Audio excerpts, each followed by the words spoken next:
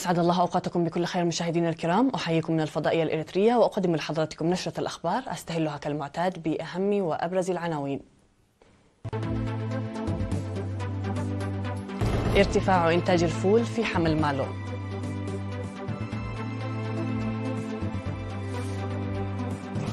وزارة المواصلات والاتصالات تناشد ملاك المركبات لفحص مركباتهم. نفير جماعي لحصد مزارع أسر الشهداء والمحتاجين.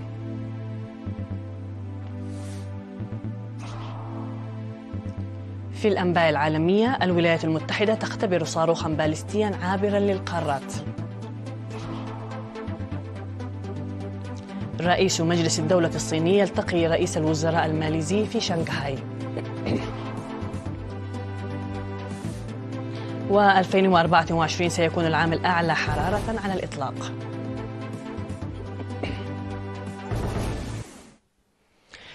إلى تفاصيل النشر أهلا بكم. أوضح مسؤول الزراعة في مديرية حمل مالو السيد آدم محمد ارتفاع إنتاج جميع المحاصيل الزراعية وخاصة الفول في المديرية نتيجة الهطول الجيد للأمطار في هذه السنة. وقال إن الفول يزرع بكثرة في إدارات ضواحي لبنى ووزنت وحمل مالو، مشيرا إلى توزيع وزارة الزراعة بذور الفول المختارة لرفع الإنتاجية. وقال إن المساحة المزروعة بالفول بلغت هذه السنة أكثر من 1600 هكتار بزيادة 20% عن العام 2023 وحصاد حوالي 27 ألف كنتال تقريبا.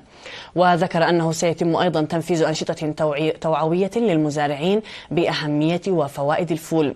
وأضاف إن محاصيل البذور الزيتية بما في ذلك السمسم التي تم اختبارها على هكتار واحد في سطور حققت نتائج جيدة ويخطط المزارعون للتركيز عليها في المستقبل. وذكر المزارعين بالتركيز على البقوليات ومحاصيل البذور الزيتية الأخرى تنفيذا لتوجيهات وزارة الزراعة لزراعة المزارع الواحد 65% من الذرة و17.5% بذور زيتية و17.5% أيضا من البقوليات.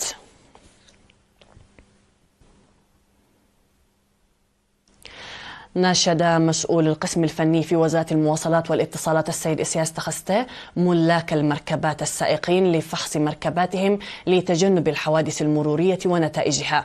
وأفاد السيد إسياس عن الأعمال التي قام بها القسم في التسعة أشهر الأولى من عام 2024 بأنه تقدم 19,596 طلب للرخصة أو لرخصة القيادة من المستوى الأول وحتى المستوى الخامس ليجاوز 12,072 منهم الاختبارات. كما عرضت 28,766 مركبة للفحص الفني الدوري لتوجد 2,408 من المركبات غير آمنة فنيا. وأوصى الخبراء الفنيين بدورهم ملاك المركبات والسائقين أن الفحوصات الفنية الدورية تفيد للكشف عن العيوب الفنية التي تعاني منها المركبات عند الفحص، ويسهم هذا في التعرف على العيوب وإصلاحها من قبل ذوي الشأن، بالإضافة إلى تجنب الأضرار التي بوسعها تسببها في حال حدوث الحوادث المرورية. وقدم السائقون عند مواقع الفحص أن الفحوصات الدورية مهمة لضمان صحة المركبات وكفاءتها للسير على الطرق، موصين الجهات المختصة لاختيار أماكن خالية من وجود حركة السير والمرور المكتظة. نظم مكتب السجل العقاري في إقليم القشبركة سيمينارا حضره مدراء إدارات الضواحي والمحكمة والشرطة ورجال الدين والاتحادات الوطنية والأعيان وملاك العقارات والشركاء الآخرين تسجيل الممتلكات الثابتة خاصة المنازل والأراضي الزراعية. وأوضح مسؤول المكتب بالإنابة السيد سمر سئلة أنه يجب على جميع الأراضي والمنازل المملوكة قبل وبعد الاستقلال تسجيلها في مكتب السجل العقاري بموجب المرسوم 95 لعام 1995. ودعا قسم التنمية المعمارية في إقليم القشبركة للإدارة الجيدة للوثائق والصور التصميمية وتعاون الجهات الشريكة في ذلك. من جانبه أوضح مسؤول مكتب التنمية الاقتصادية في أقردات السيد كسة جبر يوهنس أن عمليات البيع والشراء بطريقة غير قانونية دون علم الجهات المختصة والاستحواذ على الأراضي وبنائها له عواقب قانونية وخيمة. ونشد المشاركون على فتح مكتب للسجل العقاري في أقردات لتقديم وثائقهم عن قرب. ودعا مدير مديرية أغرداد السيد إسحاق طعوم الجهات المختصة للتعاون لتمكين المواطنين من تسجيل ممتلكاتهم الثابتة وامتلاك وثائق قانونية خاصة بهم.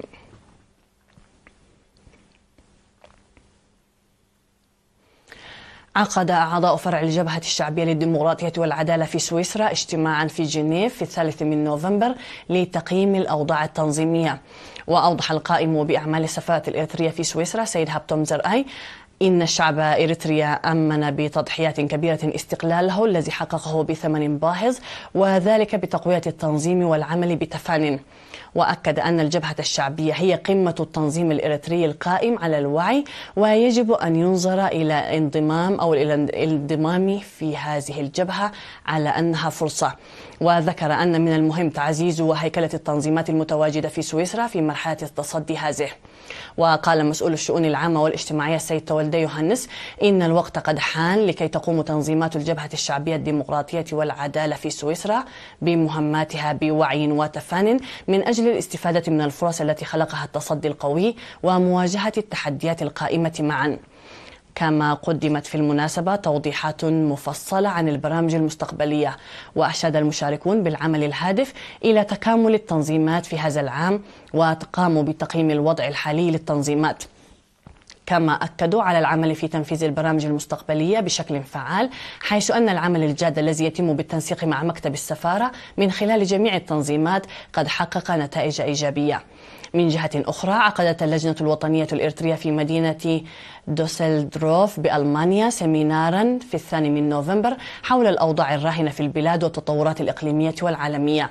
وقال قنصل إريتريا العام في فرانكفورت السيد كبر آب تخسته إن قدرة إريتريا على الحفاظ على سيادتها ونهجها المستقل في الوقت الذي يشهد العالم الأزمات والنزاعات والحروب هو نتاج كفاحها الصامت ضد الهيمنة والاستغلال لأكثر من 80 عاما، موضحا بأن السلام الذي نعيشه الآن هو الأساس، وعلينا أن نعمل لضمان سلامنا دون تجاهل أولوياتنا التنموية. وأضاف أنه يتعين على المواطنين في الخارج تمتين صفوفهم بوعي وتعزيز تنظيماتهم ومساهماتهم الشاملة في المرحلة الجديدة التي دخلناها.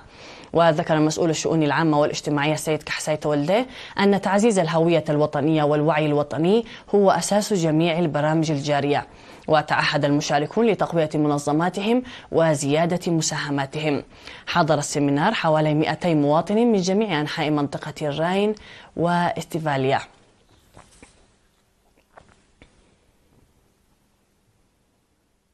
نظم نفير جماعي لحصد مزارع أسر الشهداء والمحتاجين في 1 و2 نوفمبر في إدارات ضواحي ماي عيني وجنسبا وقلاي بعلتي وبيت وحدش عدي التابعة لمديرية ماي عيني بمشاركة أعضاء قوات الدفاع وموظفي المؤسسات الحكومية والطلاب. وأشاد أصحاب المزارع بالرعاية التي يقدمها لهم الشعب والحكومة. وأوضح مدير مديرية ماي عيني السيد كفل منقس هدف هذا النفير لحصد مزارع أسر الشهداء والأسر المحتاجة ضمن الجهود التي تبذل لإعانة أسر الشهداء والمحتاجين، كون أن المسؤولية هي مسؤولية المجتمع.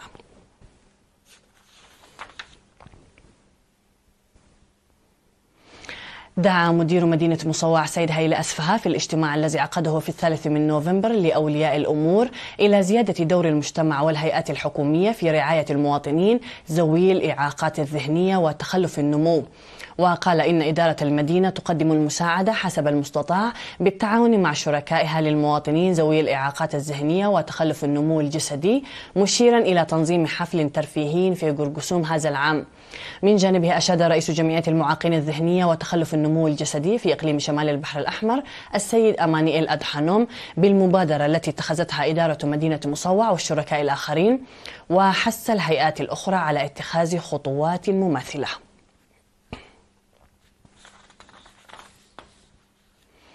كانت هذه الأنباء المحلية مشاهدينا الكرام. فاصل قصير ونعود مع الأنباء العالمية، فابقوا معنا.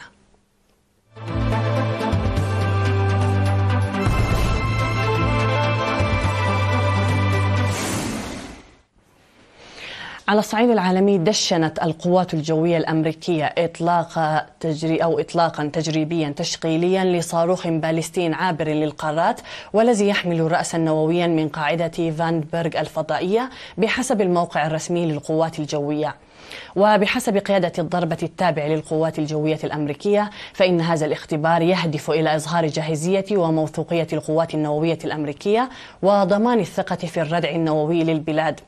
وقالت القيادة إن هذا الإطلاق المقرر يواصل المهمة الروتينية لبرنامج اختبار الصواريخ البالستية العابرة للقارات للتحقق من فعالية وجاهزية ودقة نظام السلاح مينوتمان 3. وقدمت الولايات المتحدة إخطارا مسبقا بإطلاق الصاروخ إلى الحكومة الروسية وغيرها من الأطراف الدولية، وذلك تلبية للالتزامات الثنائية والالتزام بقواعد لاهاي التي تعزز الشفافية في إطلاق الصواريخ بين الدول الأعضاء.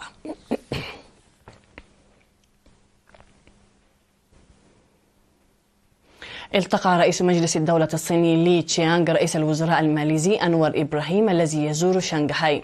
وقال لي إن العلاقات الصينية الماليزية دخلت مرحلة جديدة من التطور التاريخي وتتحرك بثبات نحو تحقيق هدف بناء مجتمع مصير مشترك صيني ماليزي.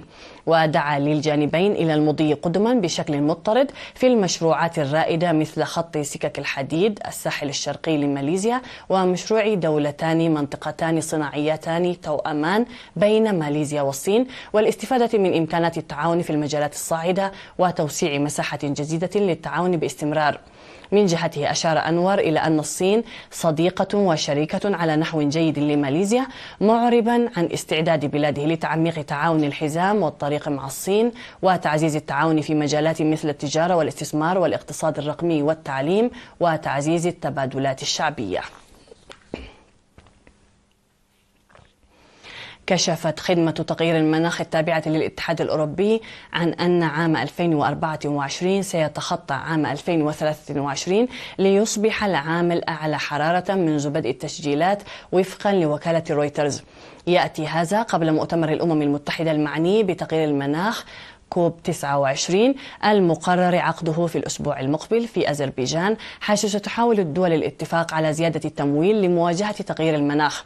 وذكرت خدمة كوبرنيكوس أن متوسط درجات الحرارة كان مرتفعا للغاية منذ يناير حتى أكتوبر، ما يؤكد أن عام 2024 سيكون العام الأكثر سخونة ما لم تنخفض درجات الحرارة عالميا إلى ما يقرب من الصفر فيما تبقى من العالم. وتمثل انبعاثات ثاني أكسيد الكربون الناتجة عن حرق الفحم والنفط والغاز السبب الرئيسي للاحتباس الحراري. تعتزم الحكومة الأسترالية اتخاذ خطوات نحو تقييد وصول الأطفال والمراهقين إلى وسائل التواصل الاجتماعي السوشيال ميديا، بحيث لا يسمح بذلك إلا لمن يبلغون 16 عاما أو أكثر بحسب وكالة الأنباء الألمانية. وقال رئيس الوزراء أنتوني ألبانيز للصحفيين في كامبيرا: لقد تحدثت إلى الآلاف من الآباء والأمهات والأجداد والعمات والأعمام، ومن المقرر أن تتم مناقشة التشريع المقترح في هذا الشأن في اجتماع مجلس الوزراء، ومن ثم عرضه على البرلمان في وقت لاحق من هذا الشهر. ومع ذلك قد يستغرق الأمر نحو عام قبل أن تدخل القواعد الجديدة حيز التنفيذ، حسب ما أفادت هيئة الإذاعة الأسترالية. مشاهدينا الكرام، إليكم تذكير بالعناوين قبل ختام النشرة. ارتفاع إنتاج الفول في حمل مالو.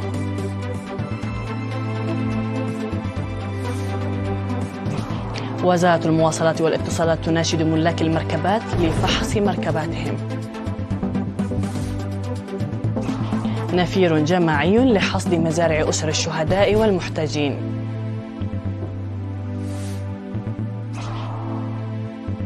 الولايات المتحدة تختبر صاروخا باليستيا عابرا للقارات.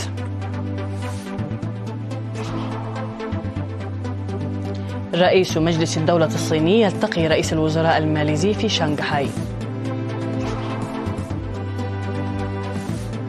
وعام 2024 سيكون العام الأعلى حرارة على الإطلاق. سيداتي سادتي، هكذا نكون قد وصلنا وإياكم إلى نهاية النشرة قدمناها لكم من الفضائية الإريترية. شكرا لكم على حسن المتابعة، تحية لكم أينما كنتم، والسلام عليكم ورحمة الله.